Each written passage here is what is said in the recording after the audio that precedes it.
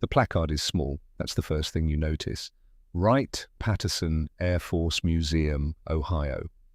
A Tuesday afternoon in October, the kind of day where the light comes in flat through the high windows and settles on everything like dust. Families move through the exhibits in slow currents, strollers, sneakers squeaking on polished concrete, children pointing at things they don't yet have words for. And then there is the F-82. It sits in the far corner of the hall the way a large, quiet man sits at the end of a bar, taking up space. Not asking permission, 2 fuselages, 2 tails, one massive center wing connecting them like a bridge between 2 worlds. It is wider than it is elegant, heavier than it looks like it should fly. The paint is faded to a grey that might once have been silver, and the cockpit glass has the clouded quality of old eyes that have seen too much and been asked to forget it. A man in his 60s stops in front of it. He reads the placard. F-82, twin Mustang, served briefly in Korea. First aerial kill of the Korean War, June 27th, 1950. Briefly. He reads the word twice. Then he looks back up at the plane. At the center wing where 6 machine gun barrels used to sit packed together like a fist. At the right wing where the metal near the root has a seam that doesn't quite match the rest. A repair, old and imperfect. The kind of scar that the body keeps long after the wound is forgotten. He stands there for a long time. The families move around him. Briefly, that's what they wrote. June 25th, 1950. The North Korean People's Army crossed the 38th parallel at 4 in the morning with 75,000 soldiers and a column of Soviet-built T-34 tanks that the South Korean defenders had no answer for. Within hours, the line wasn't bending, it was gone. The news hit the American command in Tokyo like a telephone ringing in a quiet house at 3 in the morning. Nobody was ready. Nobody had a plan that fit the shape of what was happening. By June 26th, the Air Force Base at Johnson, Japan, was a place where men were moving fast and talking faster, and the gap between what they had and what they needed was becoming something you could feel in your chest. Lieutenant Garrett Morrow was not moving fast. He was sitting in a metal chair outside the adjutant's office, hat in his hands, watching the door. He had been waiting 40 minutes. He was good at waiting. 12 years in the Air Force, 2 of them flying P-51 Mustangs over the Pacific in the last years of the Second War, had taught him that the military ran on 2 speeds, emergency and eternity. Right now it was running on both at once.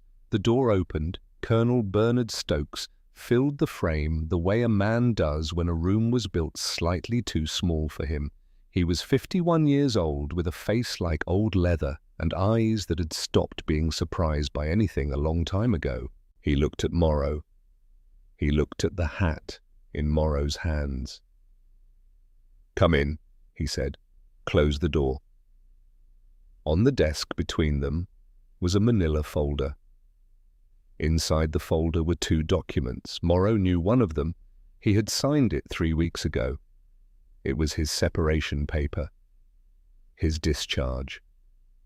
The end of the part of his life that smelled like aviation fuel and hydraulic fluid and the particular cold of high altitude. His wife, Clara, had framed the copy he sent home. She had put it on the mantel above the fireplace in the house in Columbus, Ohio, next to a photograph of their daughter, taken last Easter. The job at North American's civilian facility was already arranged. He was supposed to report in 2 weeks. He had told his daughter he was coming home for good. She was 7 years old, and she had made him a card with a drawing of an airplane on it. A perfectly normal airplane, 1 fuselage, 1 tail, and written inside it, in the large, careful letters of a child who is proud of her handwriting. "Welcome home, Daddy." Stokes sat down. He did not open the folder. He looked at Morrow for a long moment. The way a man looks at something he is about to use for a purpose it was not designed for. "You know what's happening?" Stokes said. It was not a question. "Yes, sir." "Then you know what we have and what we don't have." Morrow said nothing. Stokes reached into the folder. He pulled out the separation paper. He placed it flat on the desk, smoothed it once with the flat of his hand, and then opened the top drawer and put it inside. He closed the drawer. He did not look at Morrow while he did it. The room was very quiet. "The P-80 squadrons are going in from Itazuke and Ashiya," Stokes said. "They can get there. They can fight, but you know the problem." Morrow knew the problem. 300 miles, that was the distance from the American air bases in Japan to the Korean peninsula across the Sea of Japan. On a map it looks like nothing, a gap between two land masses that you could cover with your thumb, but a P-80 shooting star burning fuel the way a jet engine burns fuel, climbing to altitude, crossing water, arriving over a target. By the time a P-80 pilot looked at his gauge over Korea, the needle was already telling him a story he didn't want to hear. 15 minutes, maybe 20. Then the math became absolute. Stay and swim, leave and live. The soldiers on the ground had a name for the window between when the jets left and when the jets came back. They called it the killing time. "I need someone who can stay," Stokes said. He stood, walked to the window, and looked out at the flight line. Morrow followed his eyes. The F-82 twin Mustang sat on the concrete like something that had wandered in from a different era and wasn't entirely sure it was welcome. 2 fuselages connected at the wing, 2 tails, 2 cockpits. To the pilots of the new jet age, it was a punchline. The young lieutenants who flew the P-80S called it the dinosaur. They called it the twice ugly. They called it a lot of things, most of which were said with the easy contempt of men who have never been in a situation where ugly was the only thing left. Morrow looked at it for a long time. He thought about the card on the mantel in Columbus, the careful letters, "Welcome home, Daddy." "Give me the plane that can stay," he said. What the young pilots didn't know, and what Stokes understood with the clarity of a man who had been reading range charts since before they were born, was that the F-82 was not a relic. It was not 2 P-51s welded together by someone who had run out of ideas. It was something rarer and less glamorous than that. It was an answer to a question that most people had stopped asking. In 1943, the question was simple and brutal. How do you escort a bomber across an ocean when no fighter plane alive can fly that far without destroying the man inside it? The P-51 Mustang was a miracle, but a miracle has limits. A man locked in a vibrating metal cockpit for 8, 9, 10 hours is not a fighting pilot at the end of it. He is a man in tremendous pain, trying to remember what his hands are supposed to do. His reaction time has collapsed. His vision has narrowed. He has been breathing recycled air and absorbing cold and vibration through his spine for so long that the line between the machine and the man has blurred in ways that are not good for either of them. The engineers at North American Aviation looked at the problem from an angle nobody had considered. They didn't ask how to make the airplane fly farther. They asked how to keep the human being functioning while it did. The answer was deceptively simple. 2 pilots, 1 airplane, shared space, divided burden. In the left cockpit, the pilot flew. In the right cockpit, the second pilot could disengage his controls, recline his seat, and rest. Sleep, if his nerves would allow it. Eat, think, stay human. Then, 4 hours in, they switched. The rested man took the controls fresh and sharp, and the man who had been flying closed his eyes over an ocean and let the aircraft carry him. It was a flying dormitory with 6 50-caliber machine guns packed into the center wing, not spread across the wings the way other fighters did it, not angled inward to converge at a calculated distance. Straight ahead, parallel. A solid pillar of lead that went exactly where the nose was pointing at any range, near or far. You put the sight on the target. You pressed the trigger. Everything the airplane had went to one place. 3 years before Garrett Morrow sat in that office at Johnson, an F-82 named Betty Joe had taken off from Honolulu, Hawaii, pointed its nose east, and flown 5,000 miles to New York City without landing once. 14 hours and 32 minutes, non-stop. The pilot who climbed out looked like a man coming off a long shift, not a man who had just crossed a continent and an ocean combined. The jet fighters of the day would have needed to land 5 times to make that trip. Nobody built a statue for Betty Joe, nobody threw a parade. But in the offices where men planned wars and thought about distances, somebody wrote it down and kept it. Stokes had kept it. The morning briefing on June 27th was short. Stokes ran it with the economy of a man who has already decided what is going to happen and is simply informing the room. The situation at Kimpo Airfield, 15 miles west of Seoul, was what generals called fluid and what everyone else called desperate. The North Korean army was moving south in strength. Their air force, Soviet-built Yak fighters, fast and aggressive, was hunting over the peninsula. At Kimpo, the first wave of American civilians was being evacuated. Diplomats, embassy staff, women, children, big, slow C-54 Skymaster transports sitting on a runway with their engines turning, their pilots watching the sky. If those transports took off without air cover, they would not reach the coast. The P-80 squadrons would fly top cover first. They would arrive fast and loud, and their presence alone would scatter most threats. But the fuel problem was the fuel problem. It didn't care about courage or intent. When the needle moved, it moved.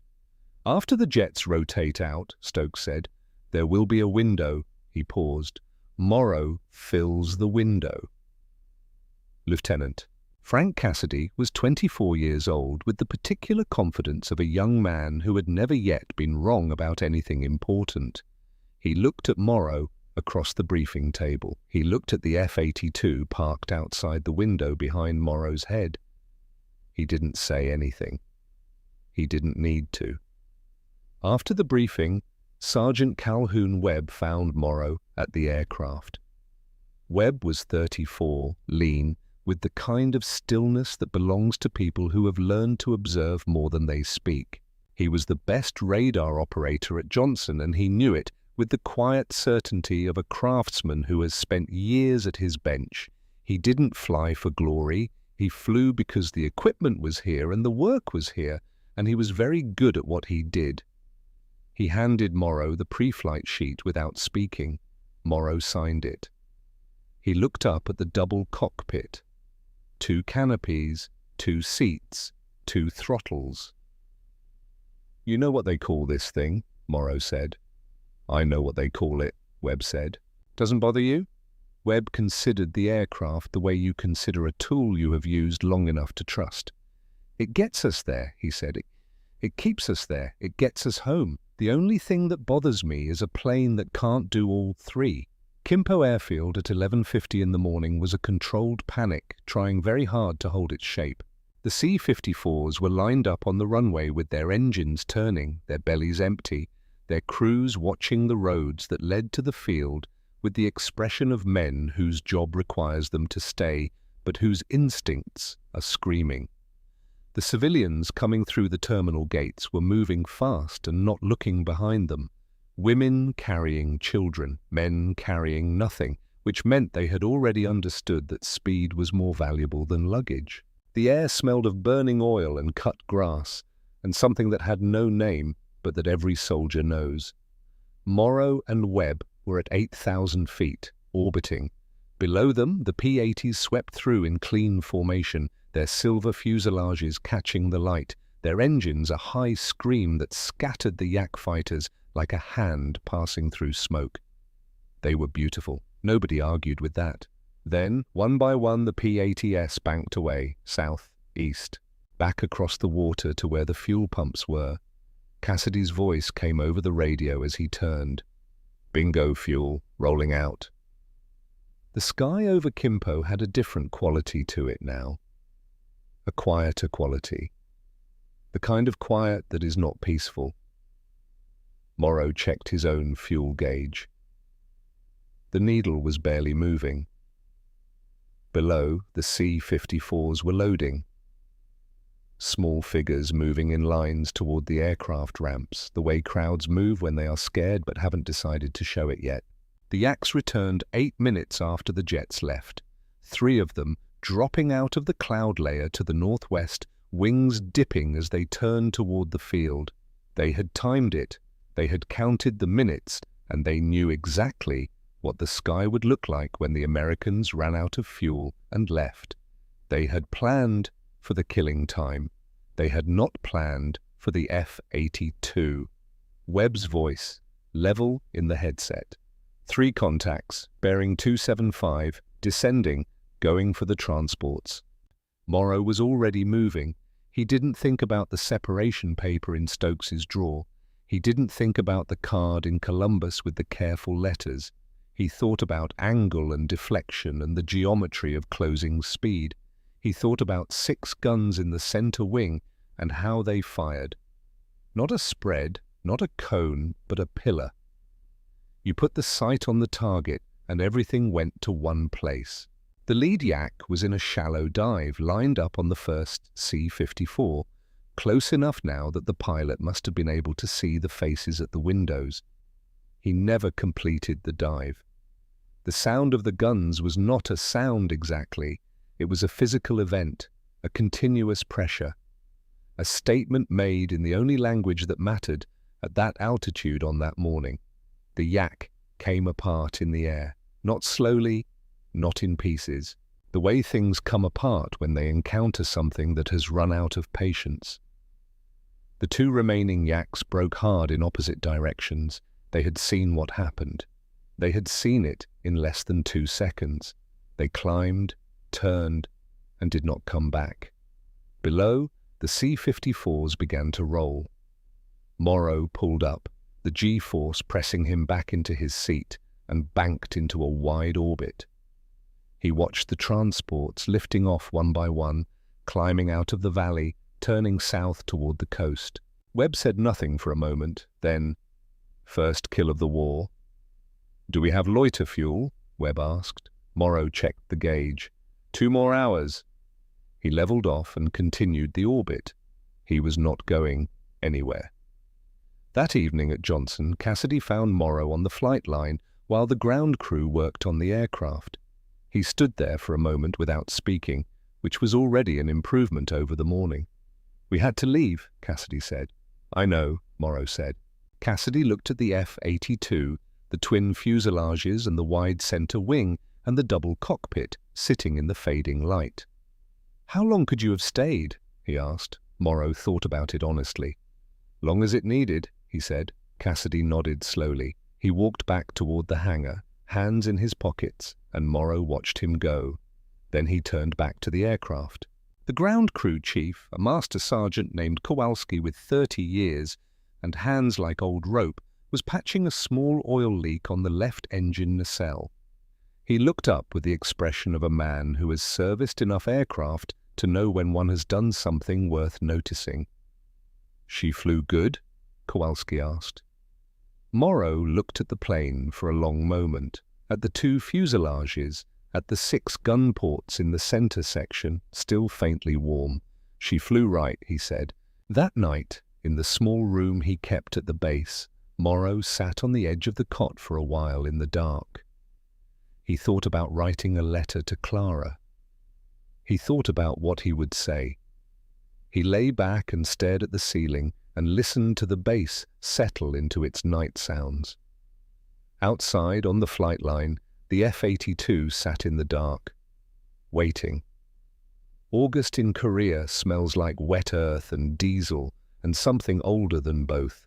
The monsoon comes the way bad news comes, gradually, then all at once. In the first week of August 1950, the clouds dropped to 500 feet and stayed there, pressing down on the mountain peaks like a lid on a pot. The rain came in sheets that turned roads to rivers and valleys into grey nothing. The whole peninsula contracted into a world visible only to the distance of your outstretched hand. For a jet pilot, this was the end of the war. The P-80s sat on their runways at Itazuke and Ashiya with their canopies sheeting water, their pilots in the ready rooms playing cards and drinking bad coffee and listening to the rain on the metal roof. They were not cowards, they were not lazy, they were prisoners of physics. A P-80 in a 500-foot ceiling over Korean terrain, without adequate radar, without the fuel margin to feel its way through the valleys, was not a weapon. It was a coffin with an engine. The North Korean army did not stop for rain.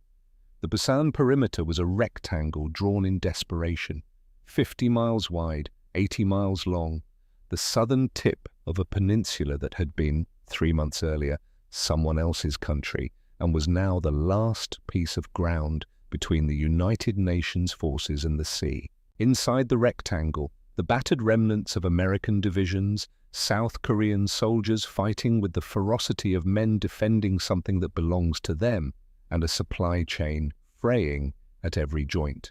Outside the rectangle, everything else. The T-34 tanks came down the mountain roads at night with their headlights off, navigating by the pale glow through the cloud cover, confident that the weather had done what their anti-aircraft guns had not managed to do. They were right about the jets. They were wrong about everything else. Garrett Morrow read the intelligence report on the morning of August 9th, standing at the operations table at Johnson with a mug of coffee he hadn't touched. The report was 3 pages. He read the relevant section twice. The pattern was consistent across 14 separate engagements over the previous 10 days. North Korean armor was attacking in the intervals between American airstrikes. The exact intervals, timed with the precision of men who had been watching and counting. They had stopped trying to beat the aircraft. They had learned to use the clock instead. Move in the gap. Hit before the next rotation arrives. Disappear before the sky fills again. Morrow set the report down. He looked at the weather map on the wall. Then he looked at Stokes, who was standing at the window with his arms crossed, waiting for someone to say what both of them were already thinking. "They don't need to beat us in the air," Morrow said. "They just need to wait us out." Stokes said nothing. "So we stop giving them the gap." "Your fuel load on an extended mission has never been the problem," Morrow said. "It has never been the problem." Outside, the rain continued its steady, indifferent work on everything it touched. "How long can you stay on station?" Stokes asked. Morrow thought about it with the precision of a man who knows the difference between what the instruments say and what the airplane can actually do. "As long as they need," he said. The mission briefing for the night of August 11th was built around a single intelligence report and a radar signature that Webb had flagged from a previous patrol.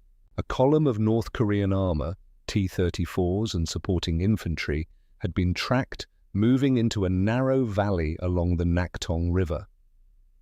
The valley ran north to south, one road through it, mountains on both sides. The column was moving at night, in rain, at reduced speed. They expected to reach a gap in the American line before dawn and push through before the weather cleared. If they reached the gap, the supply road behind the perimeter's eastern sector would be cut. If the supply road was cut, the soldiers holding that sector would run out of ammunition inside 48 hours. Morrow sat in the briefing and did the geometry in his head the way he always did. Not dramatically, not with visible effort, but quietly, the way a carpenter looks at a piece of wood and sees the cut before the saw moves. Webb sat beside him, marking coordinates on his chart with methodical care. No one else could fly this mission. The single-engine fighters were blind in this weather. The jets were grounded. There was no one else. They took off at 2,200 hours into a sky that had no bottom. The runway lights disappeared before the wheels fully retracted. The altimeter climbed through 500 feet, 1,000, and there was nothing outside the canopy but a darkness that pressed against the glass like something solid.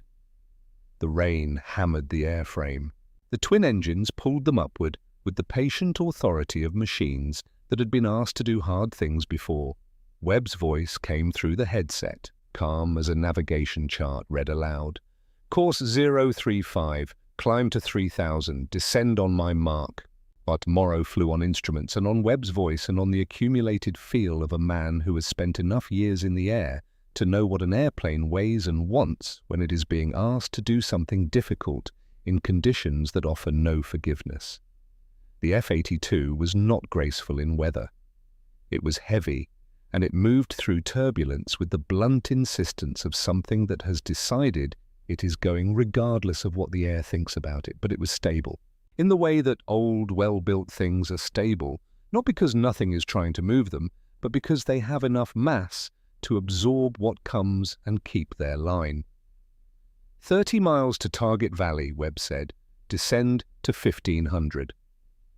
On Webb's radar scope, the mountains appeared as solid green blocks on either side of the valley corridor.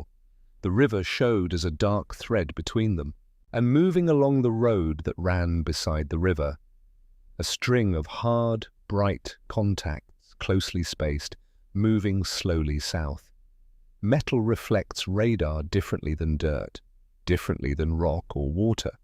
The T-34's steel hull, its cannon barrel, its track assemblies, all of it came back to the scope with the hard signature of things built to destroy and built to last. Webb counted the contacts without urgency, the way a man counts inventory. 16 armored contacts. Trucks and infantry support behind. Column is approximately 1 mile in length. Morrow descended through 1,000 feet, 500. The mountains were close enough on the radar that he could feel the shape of the valley without seeing it. This was the part that required something that had no technical name, the willingness to trust a voice in a headset and a needle on a dial when every instinct is screaming that a mountain is close and darkness is everywhere and speed is dangerous. Morrow had climbed past that particular instinct somewhere over the Pacific in 1944. He had not found it necessary to retrieve it. Come left 2 degrees, target is 1 mile, arm rockets.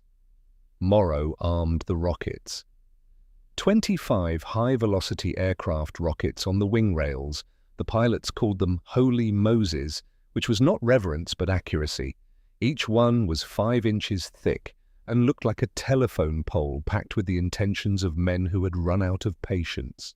They were not guided. They went where you pointed the airplane. Half mile, come right 1 degree, steady. The valley floor came up through the cloud base at 800 feet. A grey blur that resolved in 2 seconds into a road and a river and a column of T-34 tanks moving through the rain with the unhurried confidence of machines that believed themselves invisible. Morrow put the sight on the lead tank. He pressed the button. The rockets left the rails in a pair, trailing white smoke that lasted exactly long enough to connect the airplane to the explosion that followed. The lead T-34 came apart at the front. Not slowly, not in pieces, but completely and immediately, the turret separating from the hull stopping, the road behind it becoming a wall of burning metal. The column locked. Nowhere to go forward. No room to turn on the narrow road. The trap was sprung. Morrow pulled up hard, rolled and came back around. He had 23 rockets left. He had thousands of rounds of 50 caliber ammunition. He had fuel for hours. And the column was sitting in a fixed line in a mountain valley in the dark. For 45 minutes, Morrow and Webb worked the valley in a racetrack pattern. In from the north, deliver, pull up, turn south, come back around. The burning wreck of the lead tank marked the northern end of the corridor like a beacon. Every pass found something that had been moving and stopped it. The deep throb of the twin engines echoed off the canyon walls, mixing with the crack of rockets and the long, tearing sound of the machine guns, and the North Korean soldiers in that valley learned the sound intimately. Learned it the way you learn sounds that mean your circumstances have changed in ways you cannot reverse. The 37mm round found the left wing on the 10th pass. Morrow felt it before he heard it, a sharp, lateral jolt, as though the airplane had been shoved sideways by something enormous. Then the left engine began to shake. The oil pressure gauge dropped with the kind of conviction that leaves no room for optimism. The master caution light filled the cockpit with red. Webb. "Left engine?" "Gone," Morrow said. He was already running the procedure. Left throttle to idle, left mixture to cut off. Mixture, feathering control for the left propeller. The blades twisted edge-on, reducing the drag of a dead engine from something catastrophic to something merely punishing. The propeller slowed, stopped. The left side of the aircraft became a large asymmetric anchor.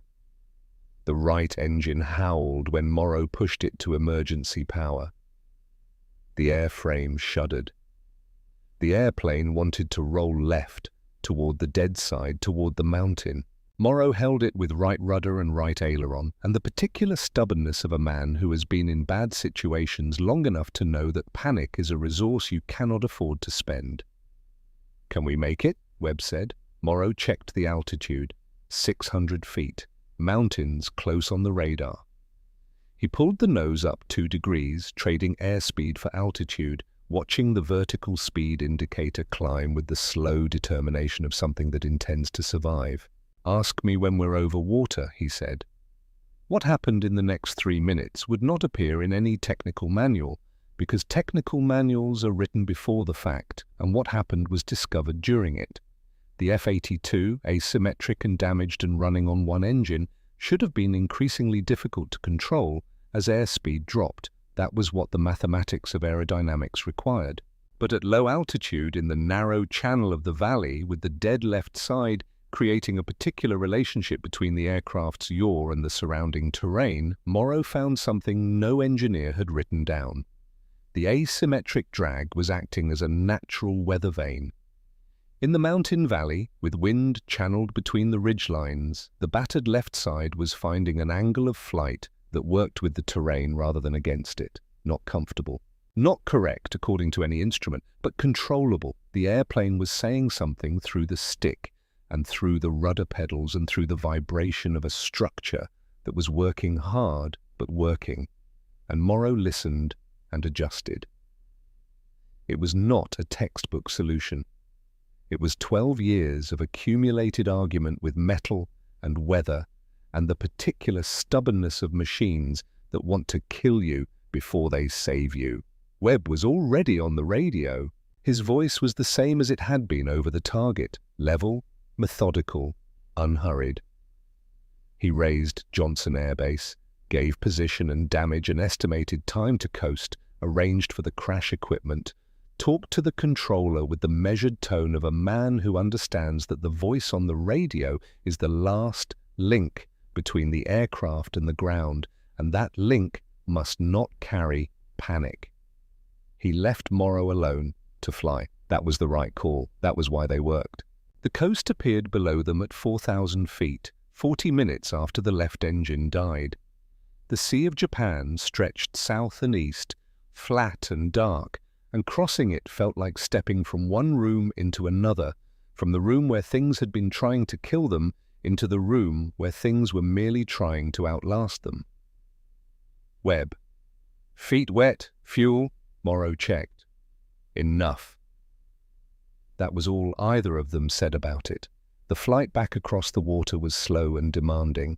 Without the left engine, the F-82 required constant right rudder and a concentration that didn't allow for anything else.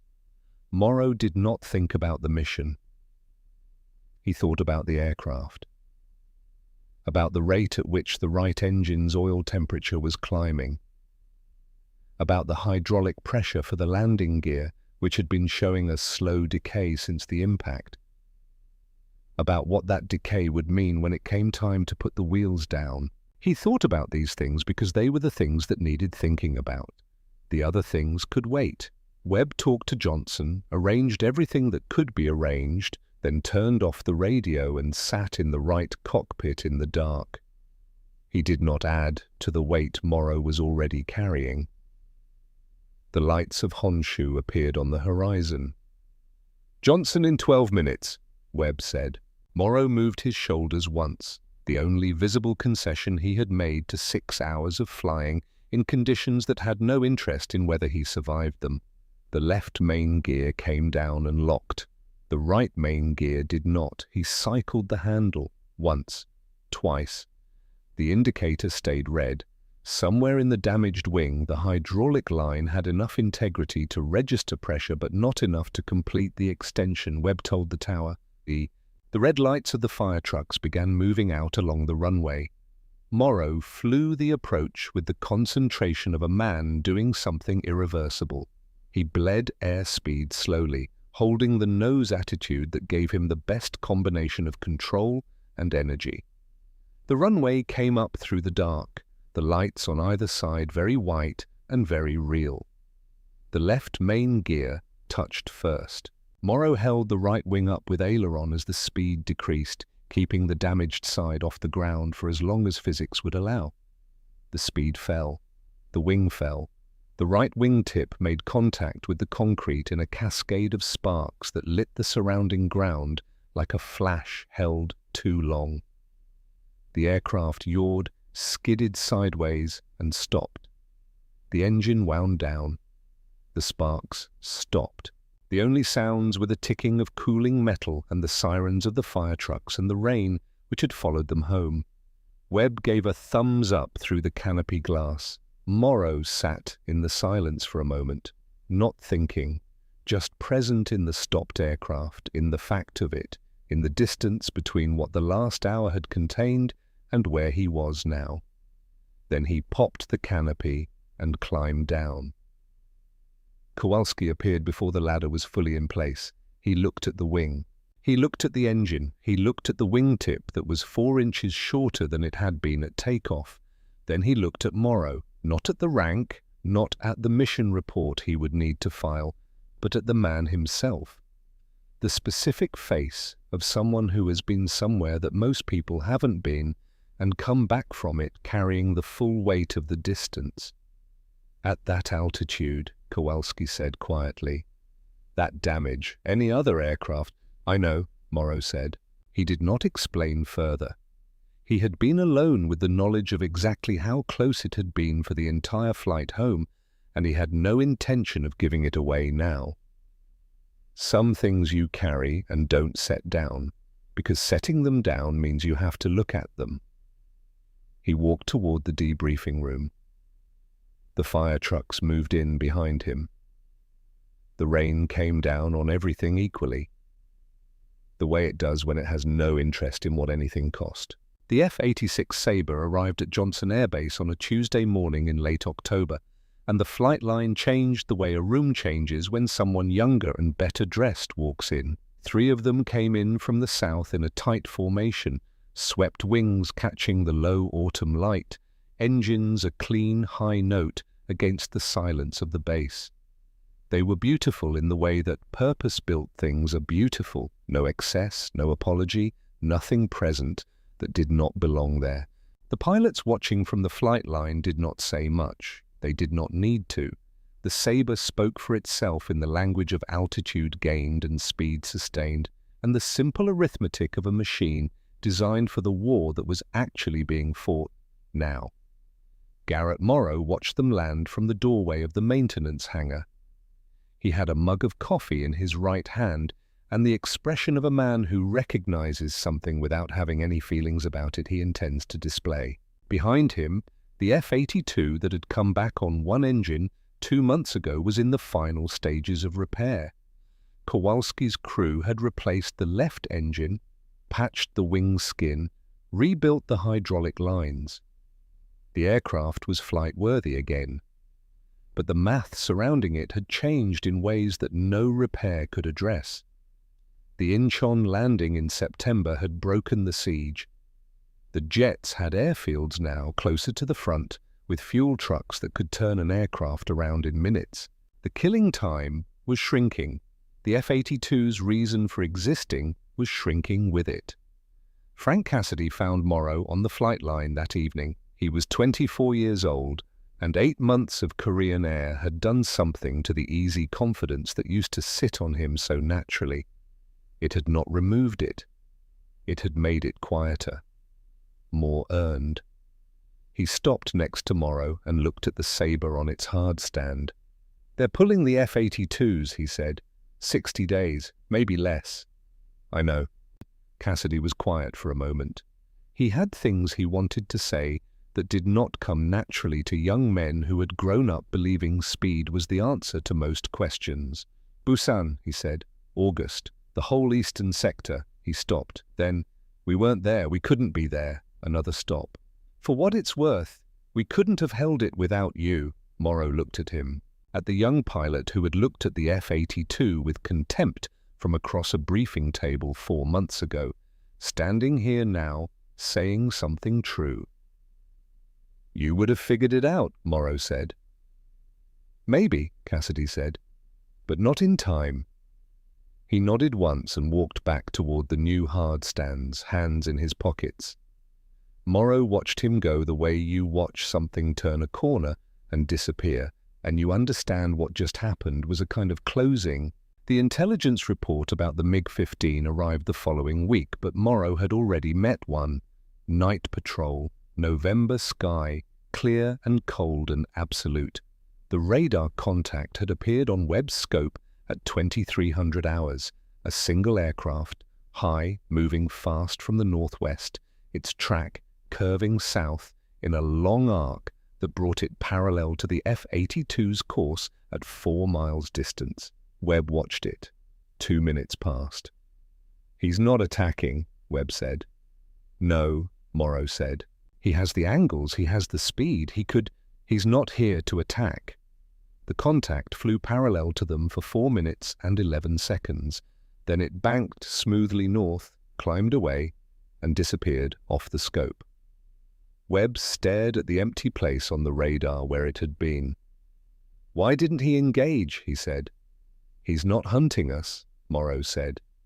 "He's counting us." Webb looked at him. "The Soviets want to know how many we have left. They know the sabers are here now. They want the final number on F-82s still flying." Morrow watched the scope. "The answer is almost none. They don't need to shoot us down. Time is doing that for them." Webb wrote the contact in his log. Bearing, altitude, duration, behavior. He wrote it down with the same care he brought to everything, because he believed that accurate records were a form of respect for what they described. Colonel Stokes called Morrow into his office on the last Friday of November. Morrow sat down across the desk and spoke before Stokes opened the folder. "The perimeter," Morrow said. "August. What does the assessment say?" Stokes looked at him for a moment. Then he opened the folder and turned it around without a word. Morrow read it. 4 pages, classified. A Far East Air Forces assessment from September. The subject was, what would have happened if the perimeter failed? Full withdrawal, the peninsula abandoned, a defeat the document described in the careful understatement of men writing about things that should not be written about directly. Near the end, a section highlighted in pencil. The 6 weeks between late July and mid-September. Weather consistently below minimums for jet operations. The only American aircraft flying consistent combat missions over the perimeter during that period, the F-82 squadrons from Japan. 1 sentence in the passive voice. Interdiction of enemy armor and supply lines during the monsoon period was sufficient to prevent the armored breakthrough that enemy operational plans required. Morrow set it down. He pushed it back across the desk. "Nobody's going to read that," he said. It was not a question. "It's classified," Stokes said. "I know." Morrow stood. "I knew before I came in." Stokes looked up at him. "Then why did you want to see it?" Morrow thought about it for a moment. About the night in the valley. About the flight home on 1 engine. About the 4 minutes and 11 seconds a Soviet pilot had spent counting what was left. "Because someone should have read it," he said, "even if it's only us." He picked up his hat. He walked out. The orders for the final ferry flight came through on the 10th of December. The last operational F-82 at Johnson was to be flown to the depot at Tachikawa for decommissioning. 90 minutes, direct routing, No ceremony, no one assigned to watch it go. Morrow did the pre-flight himself. He walked the aircraft with the full attention of a man who understands that the relationship between a pilot and his machine is not sentiment but contract. Control surfaces, engine nacelles, landing gear. The gun ports in the center wing, empty now, covered with flush aluminum patches. The radar pod that would be removed at Tachikawa and repurposed or discarded depending on what someone decided it was worth.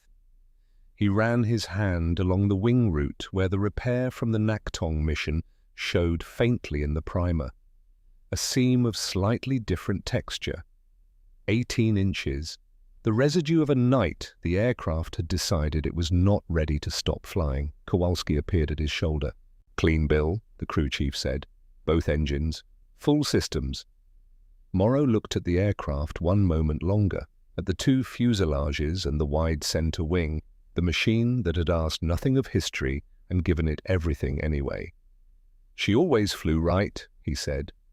They were airborne at 0740. At the waypoint that would normally mean a direct heading toward Tachikawa, Morrow did not turn. Webb noticed. He looked at his chart. He looked at Morrow. He said nothing, because he had flown with Morrow long enough to know the difference between a navigation error and a decision. Morrow descended. The Korean coast appeared ahead, white-capped mountains rising out of the winter sea. He dropped lower, 1,500 feet, 1,000. The terrain rose toward them, and he matched its rise, the aircraft settling into the space between the mountain faces with the intimacy of a machine that knew this country from the inside. He flew north along the ridges that ran parallel to the old perimeter. Below, the valleys were pale and quiet in the December light. The roads were visible, winding, marked by the evidence of passage. The hills on either side were the hills where men had dug into the ground and listened to the sky and heard, in the darkness and the rain, the sound of two engines running in sync above the clouds. Morrow flew without speaking. Webb did not speak. The engines ran on with the sound that had become the most familiar sound in both their lives over the past 6 months. Not machinery, something that breathed. He crossed the ridgeline above the eastern sector. Below was the valley where the supply road ran. The road the column on the night of August 11th had been heading for. The road that the burning T-34s had never reached. It looked peaceful now, like a place where nothing important had ever happened. That was the thing about such places. They did not announce themselves afterward. Morrow flew south along the valley.